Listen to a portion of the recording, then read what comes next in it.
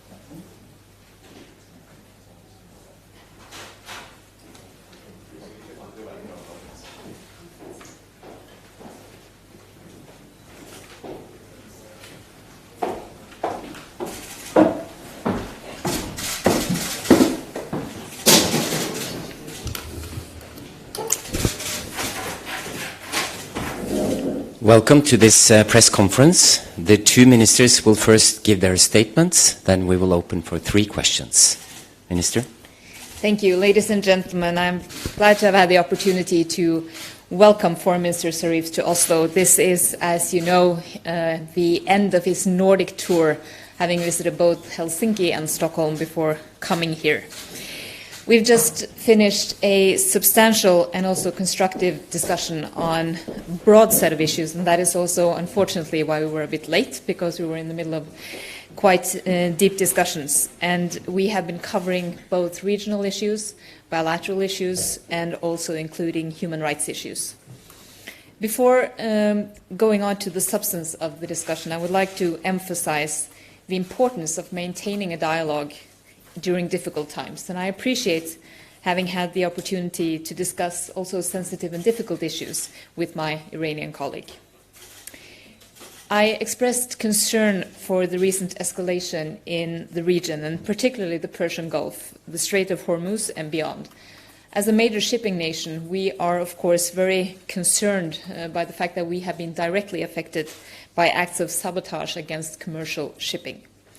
Norway has a vital interest in maritime security and in and around the Strait of Hormuz, and I reiterated our consistent message to all involved parties to de-escalate the situation, and I also stressed the importance of avoiding actions and statements that could increase tensions.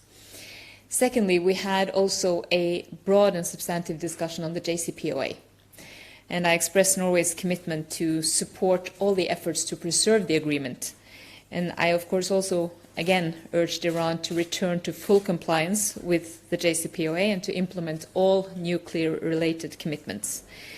This agreement remains vital to regional stability. It's vital to our common security, and it's also a very important part of the non-proliferation regime.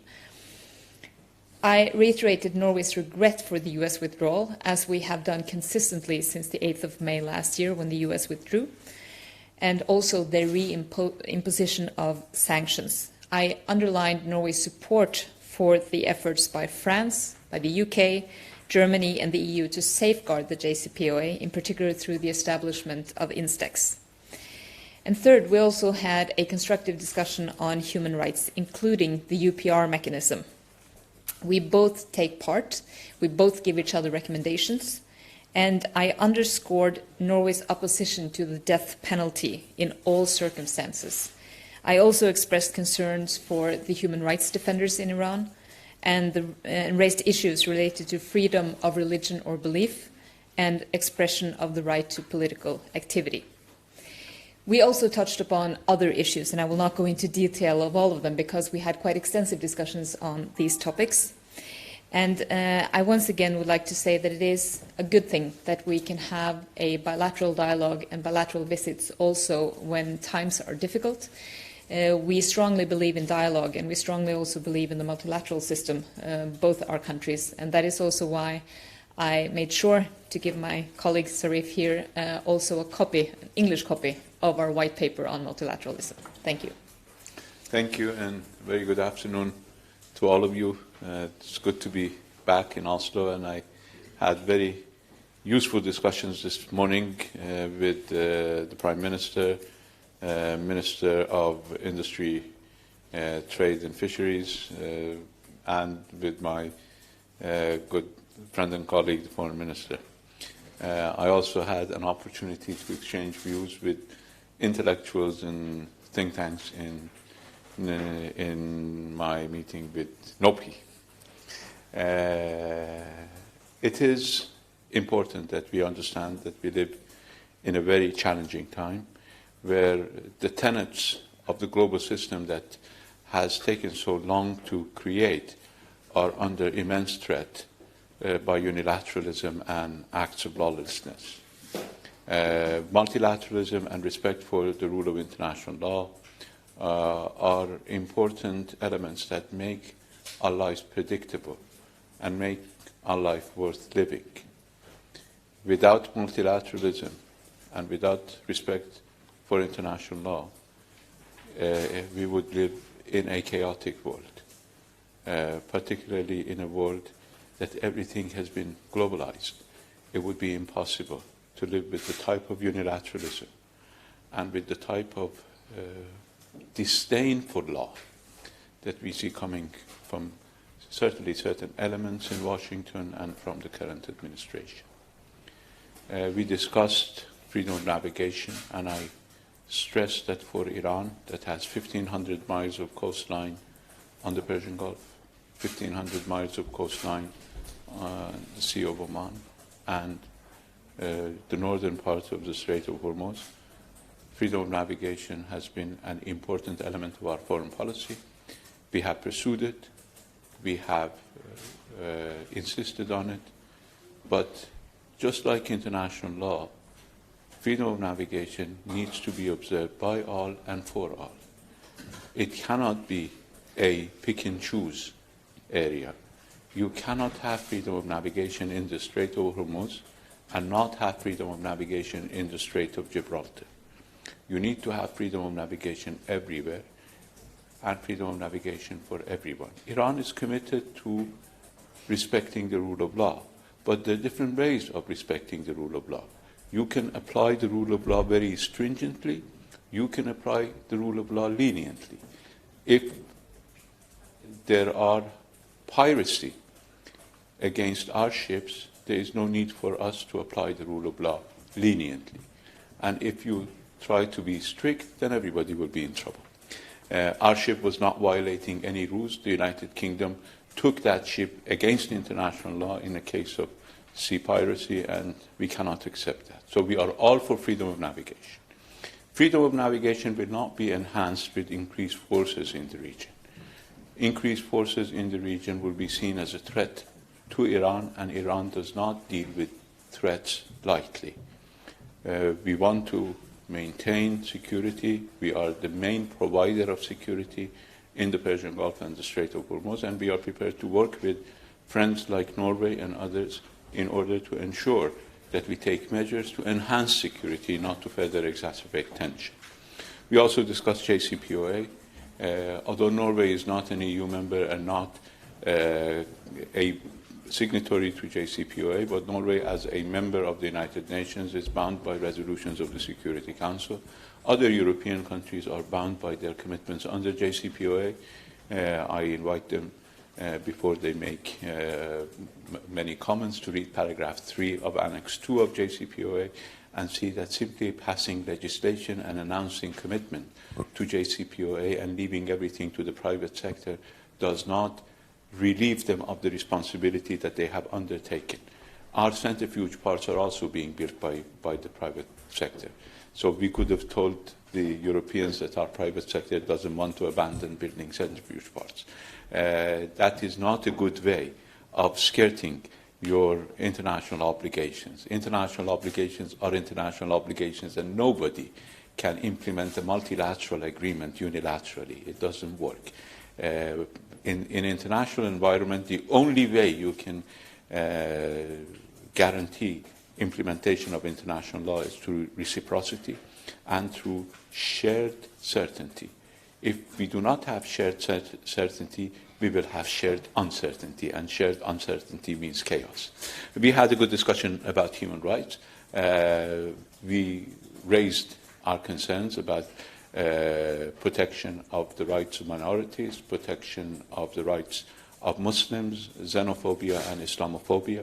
We also discussed about providing safe haven to terrorists, people who have committed murder against Iranians, who have committed murder against Iraqi people, who have participated in acts of war crime of Saddam Hussein against the people of Iran and Iraq, and the importance that they face trial rather than they face invitation and safe haven. We discussed Afghanistan, we discussed other issues. We encourage Norway to play a constructive role on Afghanistan. We are happy that Norway is working on that, and we have committed ourselves to work with Norway.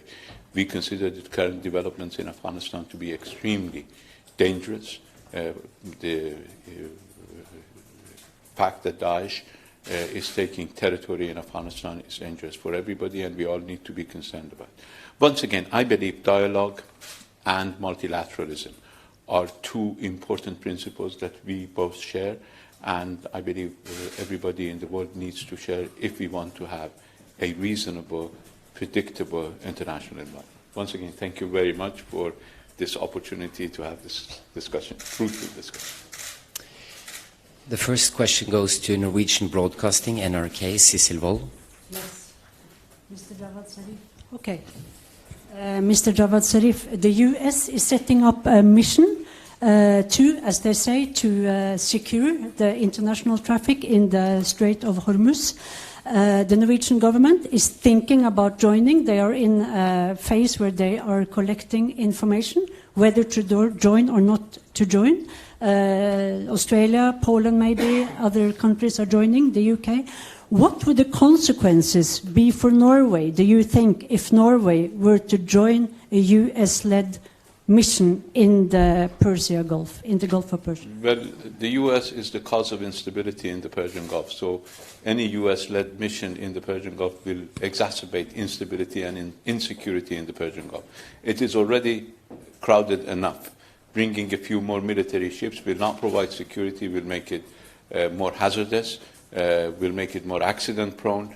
Last time that the US had a large military presence in the Persian Gulf, it shot down an Iranian civil airliner, killing 290 innocent civilians on board. So I hope that countries will think twice before agreeing to this very hostile measure by the United States against Iran.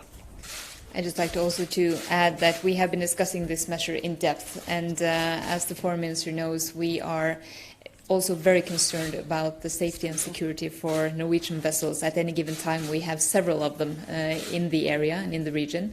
And to make sure that we can guarantee for their safe passage, their freedom of navigation, is extremely important to a shipping and seafaring nation like ours. And that is also why we are considering different measures. And as you rightly point out, we are in a phase where we are collecting information, as many other countries are at the moment.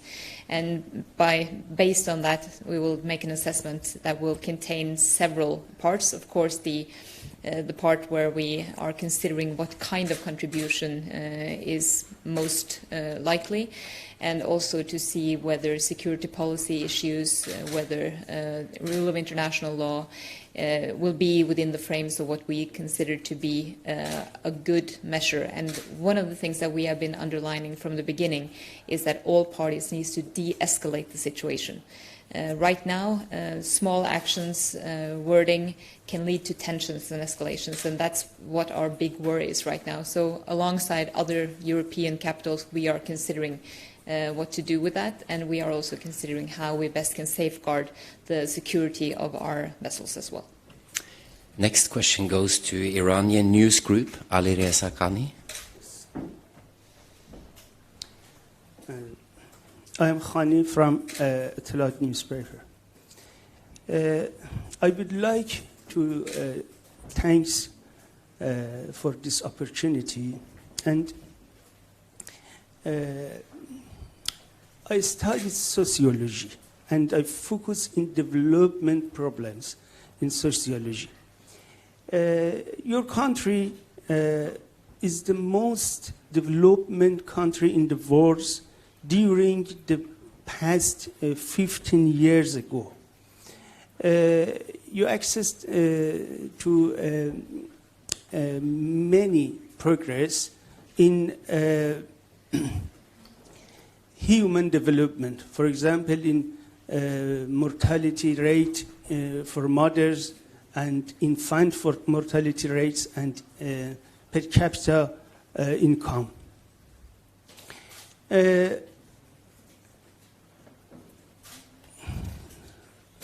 You also try to help the other countries for achievement development. Iran is a big country, and Iran has a long history and ancient civilization. But by the imposing sanction, United States denying the United States denying to Iran achievement to development. I would like to know what's your opinion about this? Isn't the United States behavior against the human rights? Well, sir, first and foremost, as I said in my introduction, we have been very critical towards the U.S. Abandoning the JCPOA and also reimposing sanctions again. What has been vital for us in our development, I could say, are many things. One, of course, we have good natural resources, we have an educated population, but we also have a high level of women in the workforce, which is an under-communicated part of our prosperity and wealth, and has been for many years as well. We are trying to make sure that our people and our population is happy, and that we can also help others through, for instance, 1% of GNI that we spend on foreign development assistance.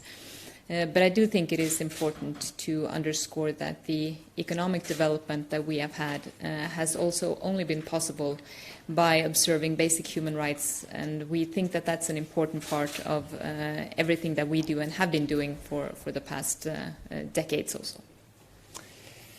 The last question goes to Agence France Presse, AFP, Pierre. Thank you. Pierre Day from AFP. Mr. Zarif, you're meeting the French President Macron tomorrow in France ahead of a G7 meeting or summit where Iran and the JCPOA will be on the table again. I was wondering what your message will be to both the French President and indirectly to the G7 leaders at that meeting. What do you expect to come out of that summit? Well, actually, my visit has nothing to do with the G7 meeting. I am going there as a follow-up to the conversation that have been taking place between President Macron and President Rouhani over the past few weeks.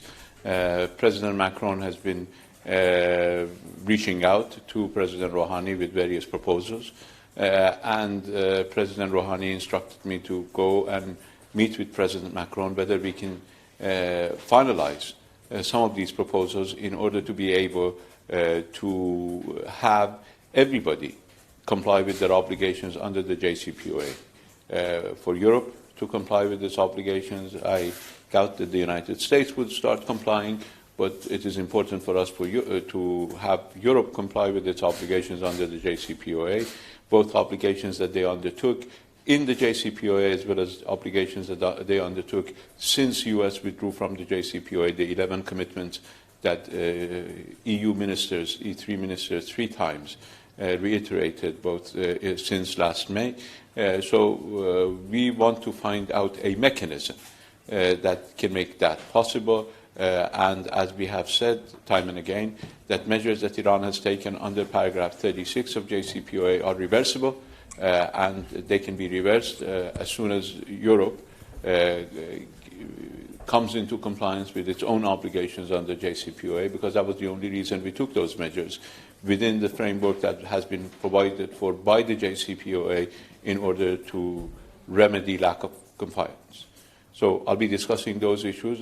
It's an opportunity to review the proposal by President Macron and to present the views of President Rouhani and see if we can find more common ground. We already have some common ground. If we can find more common ground and move forward with a joint package. Okay, thank you for your attendance. The press conference is over. Thank you. Thanks a lot. What? Yes. Excuse me, what was your question? Whether Iran Norway scandals the US president.